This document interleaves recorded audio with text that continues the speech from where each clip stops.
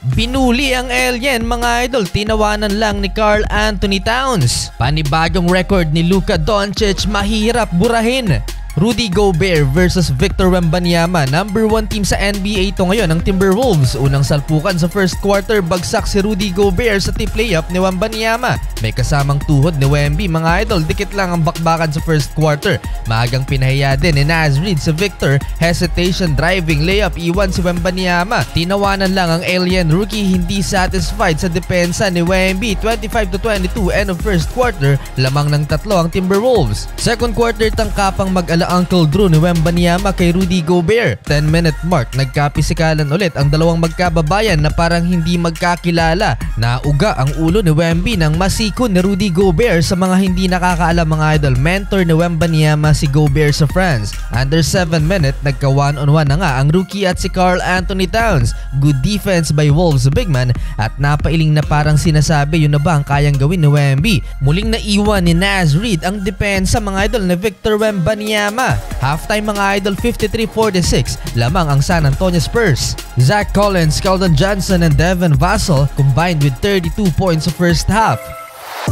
Third quarter, nahabol ng Wolves ang lamang ng Spurs at tumabla sa 53 ang talaan. Bugbog sa Twin Tower ng Wolves mga idol sa Wembanyama, masyadong magulang si Towns at pinagtutulak si Victor. Tahimik pa si Anthony Edwards, pang 8 points pa lang niya to, galing kasi ng injury. Last 4 minutes, Kyle Anderson transition posterized dunk kay Cedi Osman. Anthony Edwards attacking Wemby, mintis yan pero may follow-up si Gobert. Last 1 minute, nanggigil na si Victor Wembanyama, hindi na nakalusot pa si Naz Reid at butatang inabot niya sa rookie. Nawala ang hype ng crowd dahil muling tumabla sa 71 ang talaan. Start of fourth quarter, Karl Anthony Towns and 1 play. Ganda sana ng pasa na to ni Towns, wala nga lang tao doon sa wing. 1-on-1 ulit si Towns at Wemby at eto na naman ang pang-aasar ng Wolves superstar mga idol sa rookie. Nag-commit kasi ng turnover si Wembanyama. Halfway through the final quarter, nagsimula na naman ang panibagong run ng Minnesota Timberwolves at dito na natambakan ng San Antonio Spurs ng double digits, 91-79.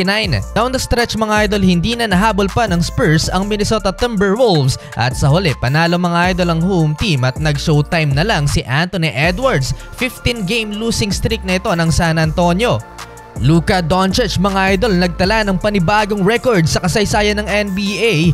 Si Luka lang ang first player in history na nakapaglista ng 25-point triple-double sa first half, 29 points, 10 assists, 10 rebounds in 20 minutes laban sa Utah Jazz. Ang huling player na nakapagtala ng triple-double sa first half mga idol si Nikola Jokic with 16 points, 11 rebounds and 12 assists.